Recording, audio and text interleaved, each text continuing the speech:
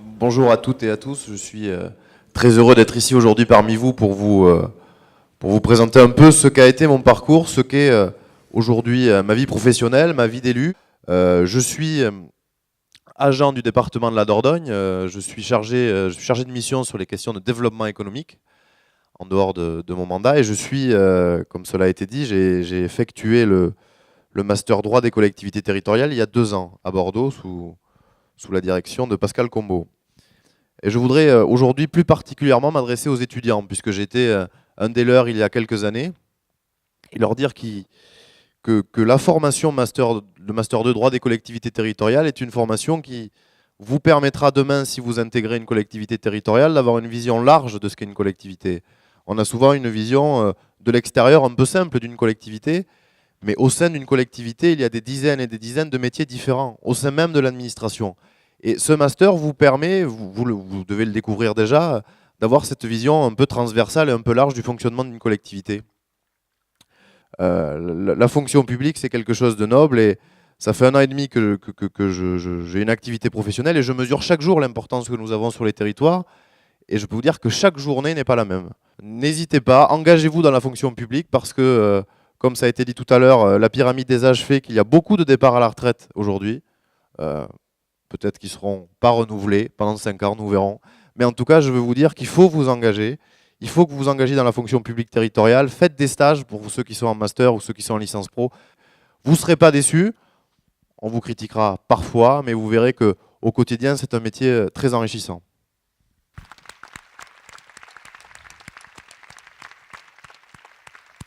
Alors, quelques mots sur la licence professionnelle métier des territoriaux.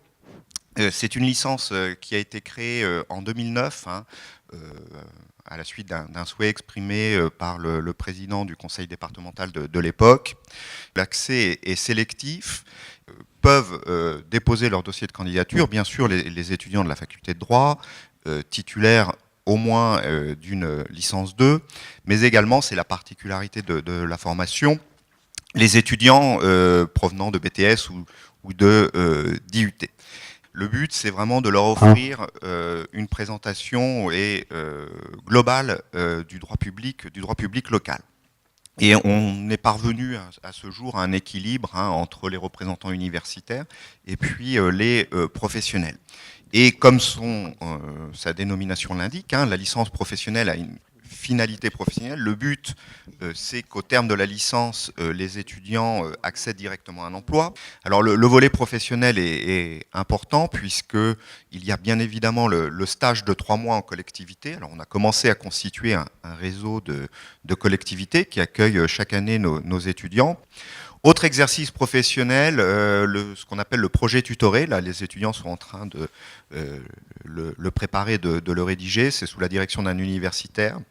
Ils ont comme travail de préparer un rapport avec une soutenance au mois de février sur un sujet qui intéresse le droit des collectivités territoriales, mais qu'ils doivent envisager sous un double aspect, à la fois théorique et pratique. Nous avons un volume d'heures de cours importantes en ce qu'on appelle les techniques d'expression écrite et orale. Il s'agit de préparer nos étudiants non seulement aux épreuves des concours, des différents concours, notes de synthèse, cas pratiques, mais également à les initier à un savoir-être en collectivité. La majorité de nos étudiants se positionnent plutôt sur les concours de catégorie B. Certains ont réussi le concours d'attaché, mais l'objectif pour un étudiant de licence professionnelle, c'est avant tout le concours de rédacteur pour ceux qui choisissent cette voie-là. Donc voilà, j'ai déjà été trop long. Quelques mots sur la licence professionnelle. Je vous remercie. Nous avons 4 gros services dans la collectivité et dans le service administratif police municipale, nous avons accueilli 2 stagiaires de la licence professionnelle administration des collectivités locales. Donc c'est elles qui ont tapé, comme a dit M. Kless, à la porte de la mairie. C'est pas nous qui avons pris contact avec l'université. Donc on les a accueillis 3 mois à temps plein. Il faut être à la base volontaire. Et ça, c'est très important pour le tuteur. On leur a donné, et vous verrez c'est important, des sujets, parce qu'elles n'avaient pas trop d'idées au départ, des sujets très concrets pour le projet tutorie. La première, enfin les deux n'avaient pas d'expérience du tout dans le monde territorial. Elles avaient fait des stages en entreprise lors de leur formation Bac+2, l'une en BTS Compta, l'autre en IUT métier de la banque. Donc la première en comptabilité, nous l'avons mis effectivement sur un sujet finances publiques, comptabilité publique. Elle a pu voir et mesurer de près les différences avec la compta privée des entreprises et du plan de 82. La deuxième stagiaire, on l'a mis plutôt sur un sujet aussi concret et transversal qui était les marchés publics. Merci, merci pour ce retour d'expérience très détaillé. Donc pour ma part, je vais essayer de vous présenter d'abord l'ensemble des dispositifs que le CNFPT organise, donc Centre national de la fonction publique territoriale, qui est l'établissement public national de formation en direction de l'ensemble des agents des collectivités territoriales. Pour ma part, donc, il y a d'abord les dispositifs d'intégration dans la fonction publique territoriale, selon effectivement la filière et les concours qui permettent à des jeunes d'intégrer ce monde qu'est la territoriale. Donc, dans ce dispositif de formation d'intégration, je ne vais pas insister, vous allez sur le site du CNFPT et vous avez les cahiers des charges de ces formations d'intégration. Et plus précisément, je vais essayer de traiter ce qui est arrivé dans les collectivités. Ce sont effectivement les jeunes liés au dispositif des contrats d'avenir. Depuis 2015, enfin jusqu'au 31 décembre 2015, 2400 contrats ont été signés par les collectivités et les agents, donc ces jeunes qui rentrent dans le dispositif contrat d'avenir.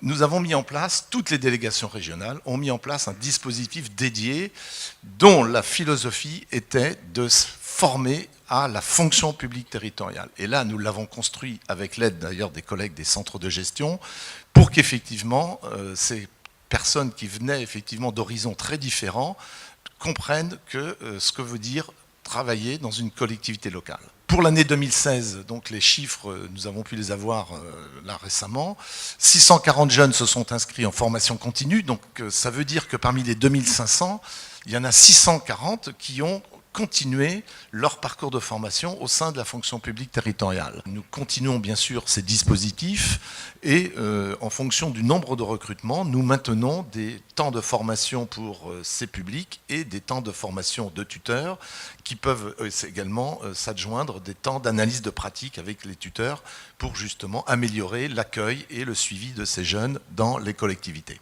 Donc je laisse maintenant la parole à ma collègue qui va vous donner un témoignage de comment les contrats d'avenir sont reçus effectivement dans des collectivités. Concernant les contrats d'avenir, véritablement, on a la formation qui est l'accès à l'insertion professionnelle.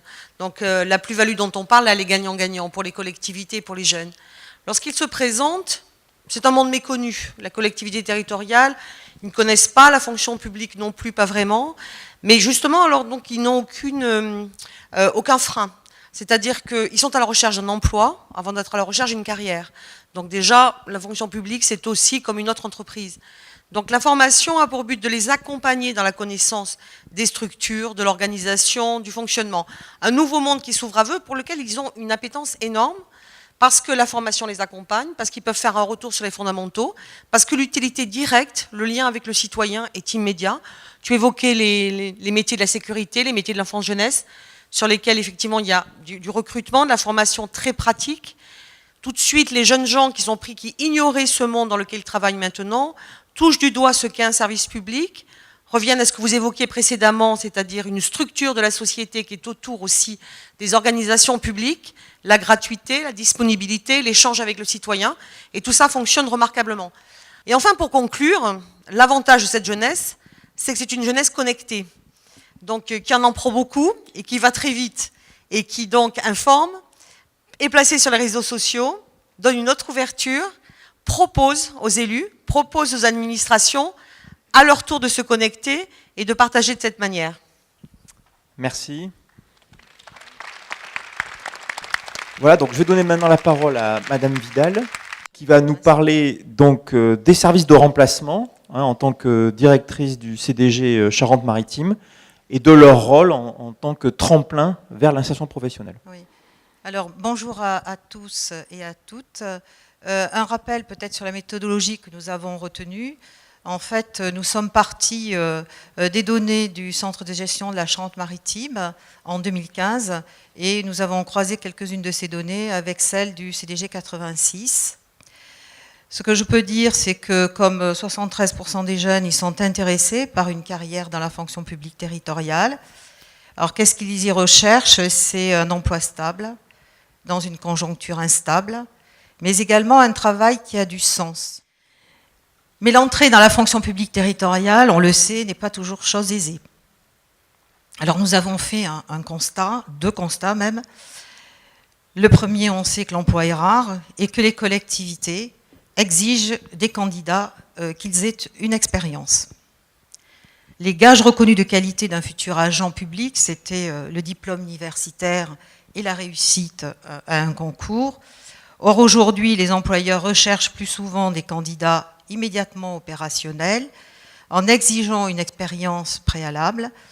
Le diplôme, même s'il est nécessaire, n'est plus et n'apparaît plus comme une condition nécessaire et indispensable pour l'employabilité des jeunes. Le deuxième constat que l'on peut mettre en parallèle, c'est celui, du côté des jeunes, du manque de réalité professionnelle de ces jeunes issus de formations universitaires classiques, hormis les formations professionnalisantes qui ont été présentées autour de cette table ronde. Alors le service de remplacement, c'est bien une opportunité de se forger une première expérience. Je dirais pour le jeune, c'est de se tester pour ne pas se tromper.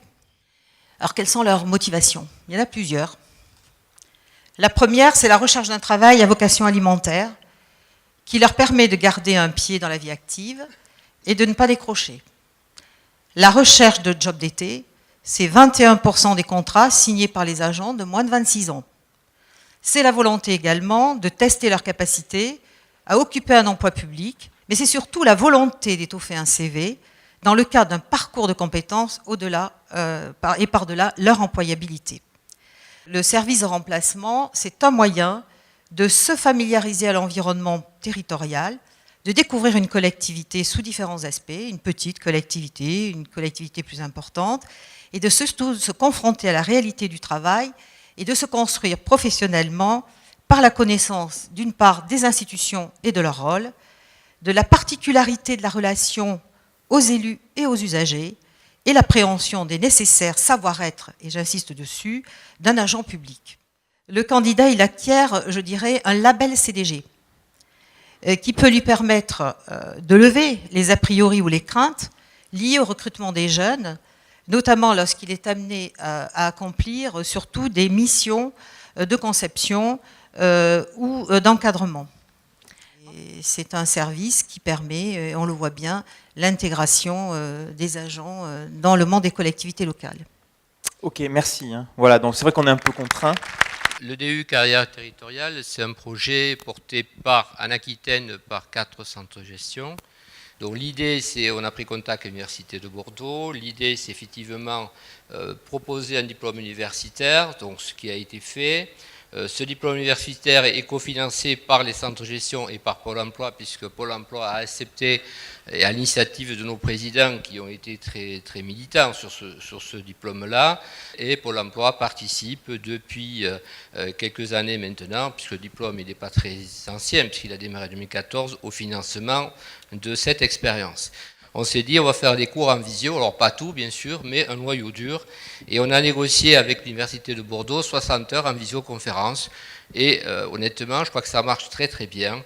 Et sur les 219 heures de cours, 60 heures sont dispensées en visio avec des intervenants universitaires.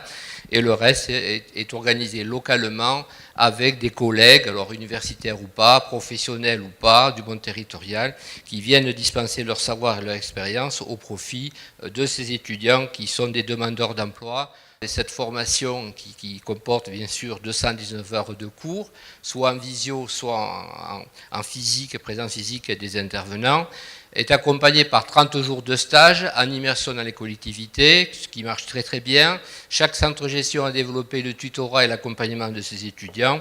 Et à ce jour, on peut dire que 240 personnes sur 3 ans ont bénéficié de ce diplôme universitaire. Donc ce diplôme universitaire est un vrai succès. Je pense qu'il va durer très longtemps parce qu'il a des taux de placement exponentiels. Et je crois que les centres gestion ont eu une bonne idée d'aller voir du côté de l'université s'il y avait de la lumière. Voilà. Merci Dominique.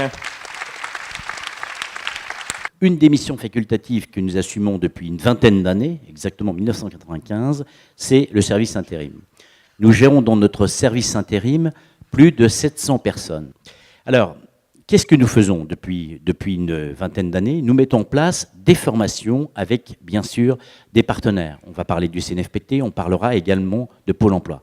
On met en place une formation de secrétaire de mairie. Ce qu'on souhaite donc faire, nous, c'est mettre à disposition, avec cette formation de secrétaire de mairie, des personnels qui sont formés, certes rapidement, en 3 mois à 4 mois, mais qui vont être quasiment immédiatement disponibles et opérationnels en cas de remplacement. Alors on le voit effectivement, c'est du remplacement des fois temporaire pour remplacer un fonctionnaire, puisqu'il y a des aspects maladie, il y a des aspects surcroît d'activité.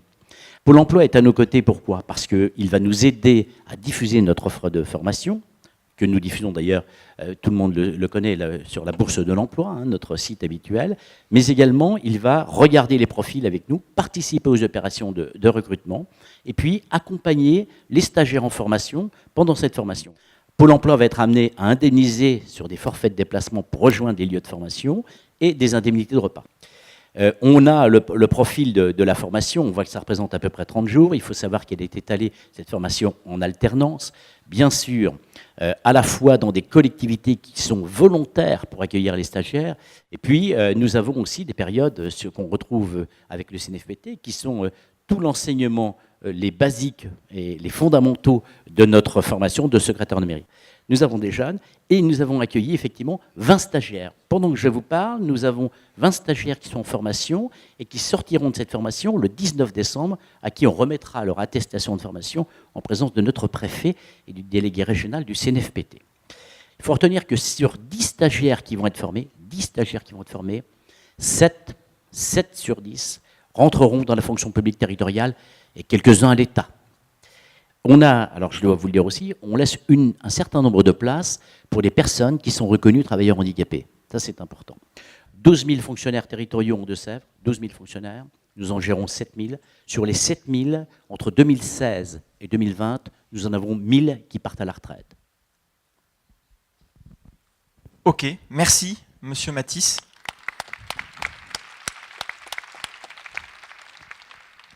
Bonjour, je vais vous présenter donc la mission apprentissage du centre de gestion, donc, qui a été créée en 2012 dans le cadre d'un partenariat donc, avec la région Poitou-Charentes, puis renforcée avec la nouvelle convention FIPHFP qui avait été signée en 2013, donc avec un des objectifs qui était de favoriser le recrutement des apprentis reconnus travailleurs handicapés. Donc la mission apprentissage donc, a 2 objectifs principaux, c'est de développer l'apprentissage dans la fonction publique territoriale et de favoriser le recrutement des apprentis travailleurs handicapés.